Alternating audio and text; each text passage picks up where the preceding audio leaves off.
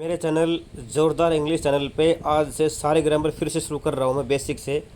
देखो, हिंदी और इंग्लिश दोनों का यूज़ होगा। इंग्लिश बोलते हैं इसको। आर्टिकल शुरू कर रहे हैं आज से।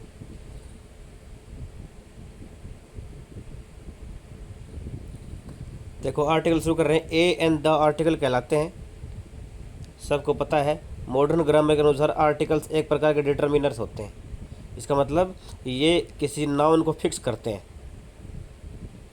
ए एन को इंडेफिनिट तथा द को डेफिनेट आर्टिकल कहते हैं। इनडेफिनेट में आपका ए और एन आता है और डेफिनेट में द आता है, क्योंकि ए और एन कोई भी हो सकता है। ये वन की सेंस में आते हैं। वन वन की सेंस, एनी वन एनी बडी की सेंस में ये कुछ भी हो सकता है।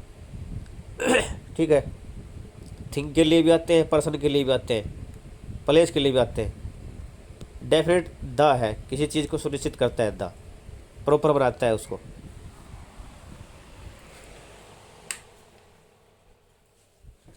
आगे कह रहा है कि क्या आप जानते हैं कि हम हिंदी के निम्न वाक्यों का अंग्रेजी अनुवाद करते समय ए और एन का प्रयोग क्यों करते हैं। भाई, यह एक कुर्सी है। This is a chair. Sita ने गाना गाया। Sita सैंग a song. यह छतरी है। This is an umbrella. अब इन हिंदी के वाक्यों में एक एक नहीं होते हुए भी हम अंग्रेजी अनुवाद करते समय हमने ए और एन का प्रयोग किया। भाई, यहाँ पे यह एक कुर्सी है थोड़ी लिख रखा है। यह एक कुर्सी है लिख लिख रखा होता तो दिस इज ए चेयर ठीक था। लेकिन लेकिन एक किसी ने नहीं लिख रखा। ये देखो क्यों क्यों यूज किया जाता है।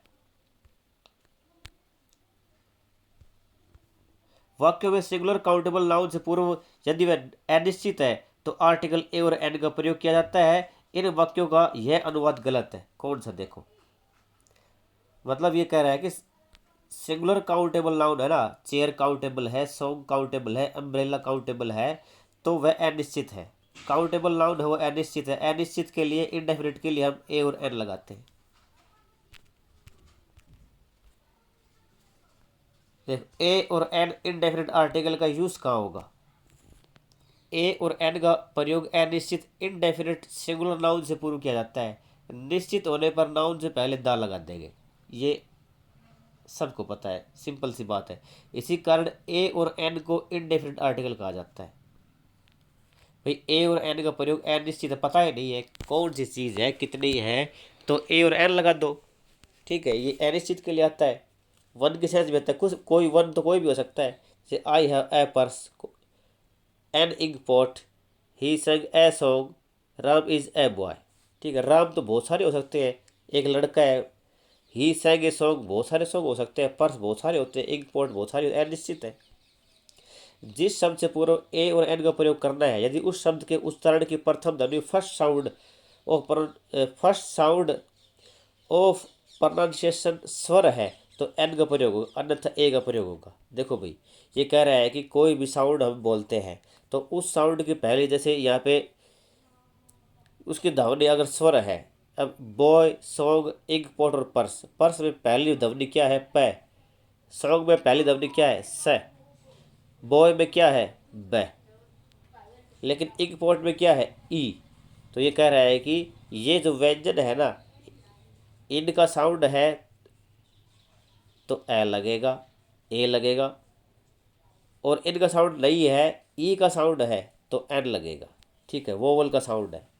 जिस भाषा में ए ई आई ओ यू को स्वर, अंग्रेजी भाषा में स्वर माना गया है, कई शब्द वोवल से शुरू हो सकते हैं, लेकिन मुख्य बात यह है कि शब्द के उच्चारण की यदि ध्वनि व्यंजन है तो ए का प्रयोग हो। यही तो बता रहा हूँ मैं, इसको छोड़ो।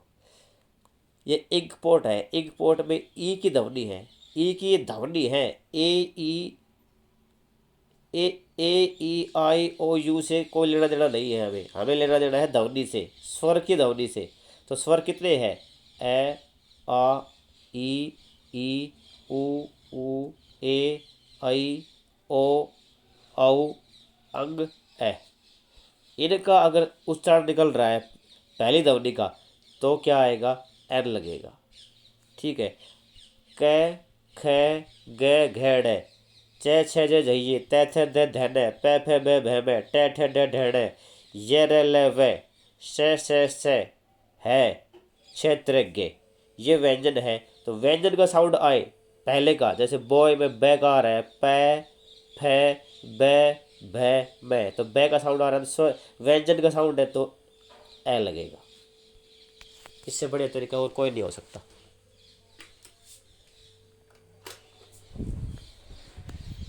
इसमें यही समझाया गया है इस स्लाइड में। अगली स्लाइड में चलते हैं।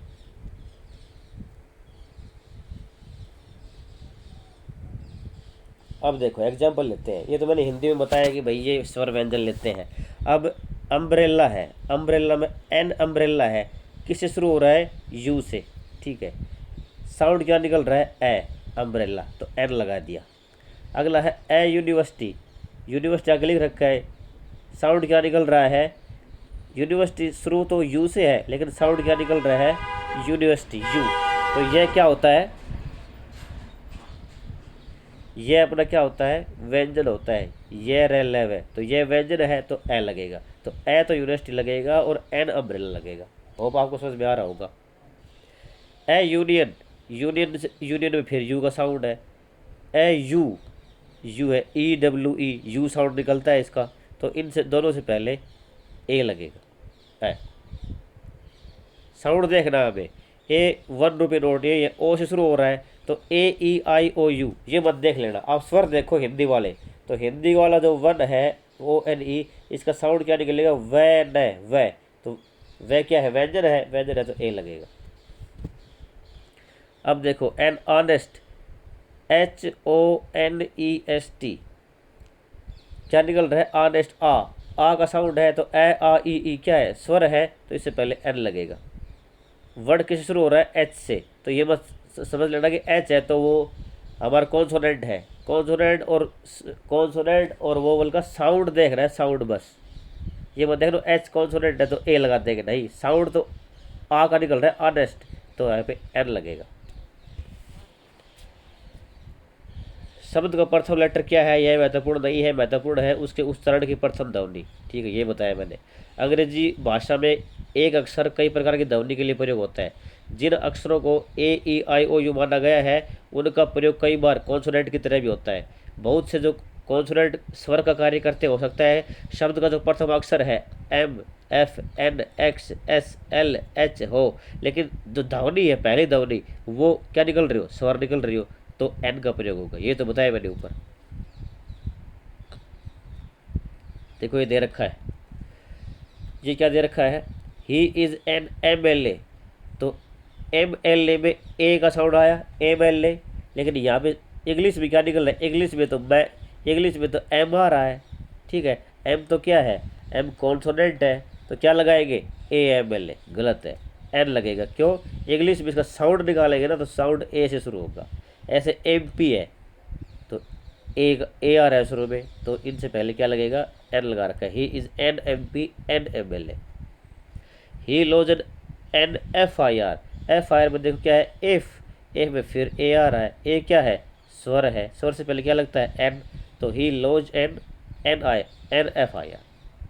वो आपको समझ में आ रहा होगा। ऐसे ही आगे दे रखा है N C C, N C C में A, N C C, N, S D O, S किसे शुरू हो रहा है? एस, ए से शुरू हो रहा है, एस, तो एन लगेगा, यहाँ पे एन लगेगा। I have an x-ray, x-ray में एक्स आ रहा है तो ए से शुरू हो रहा है तो यहाँ पे एन लगेगा। वैसे एक्स क्या है? कॉन्सोनेंट है। C is an L L B, L consonant है लेकिन साउंड क्या है? एल, ए, तो एन लग गया।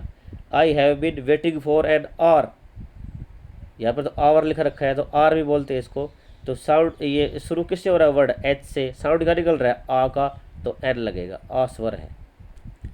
ही is an heir to the throne, तो यहाँ पे हेयर नहीं होता, इसको एयर बोलते हैं, एयर, इसने गलत लिख रखा है, air. He is an air, तो ए का साउंड है इसलिए एन लगा रखा है। यहाँ पे हेयर है इसके हिसाब से तो यहाँ पे ए आना चाहिए, हेयर नहीं, एयर होता है, एच इसमें साइलेंट है। Ram is an honest, honest वाला मैंने बता दिया। अब ये देखते हैं, अपना एक्सरसाइज कर लेते हैं, प्रैक्टिस कर लेते हैं। देखो एन आर, आ का साउंड है। एन आर्ली मीटिंग, आ का साउंड है। एन आर डे ब्रेक, आ का साउंड है। Honour, honorary, honourable, honest, heir और ऑनकोरवियम, इन सभी में आ का साउंड है, इसलिए इन सबसे पहले एन लगा दिया।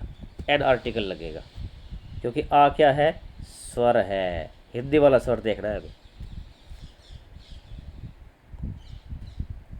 आगे क्या दे रखा है, हाउस। हाउस में क्या क्या का साउंड आता है, हा उस। हा उस है का साउंड है क्या है, से है, व्यंजन है। व्यंजन से पहले क्या लगेगा, ए लगेगा। तो इस लगा तो रखा ए हाउस। ए हिस्टोरिकल है का साउंड। ए हम्बल है का साउंड। ए हस्बैंड है का साउंड। ए हेडियस है का साउंड। तो है का साउंड आ रहा है तो ए लगेगा, लेकिन ऑनेस्ट लिख देंगे तो साउंड क्या आ रहा है, शुरू वाला ओ, इसलिए एन लगेगा। यहाँ पर इन सबसे पहले ए लगेगा। ए यू अभी बताया था यू। ए यूनिवर्सिटी यह का साउंड। ए यूनिटी यह का साउंड। ए यूनियन यह का साउंड। ए यूलॉजी यह का साउंड। अब EULOGY है, शुरू किससे हो रहा है, ई से शुरू हो रहा है। ओहो वोवल है, एन लगा तो गलत हो जाएगा। इसका साउंड यूलॉजी निकल रहा है तो ये से शुरू होगा, तो ये क्या है, व्यंजन है, इसलिए ए लगा। इधर आ जाओ अब। ये तो अभी बताया था। ए 1 रुपी नोट वे का साउंड। ए वन आइड मैन वे का साउंड। ए यूनिफॉर्म वे का साउंड। ए यूजफुल बुक ये का साउंड। ए यूजफुल फीचर ये का साउंड। ए यूनिक डिसीजन ये का साउंड।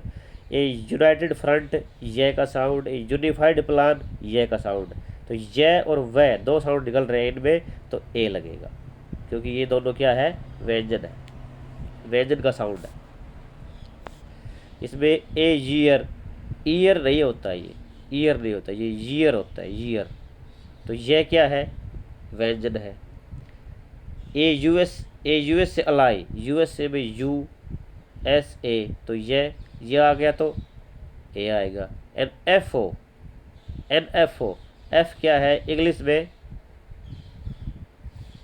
कॉन्सोनेंट है, आना क्या चाहिए ए, नहीं इंग्लिश के हिसाब से नहीं आएगा, हिंदी के हिसाब से आएगा। हिंदी में क्या निकल रहा है, एफ, तो ए क्या है, स्वर है, एन लगेगा।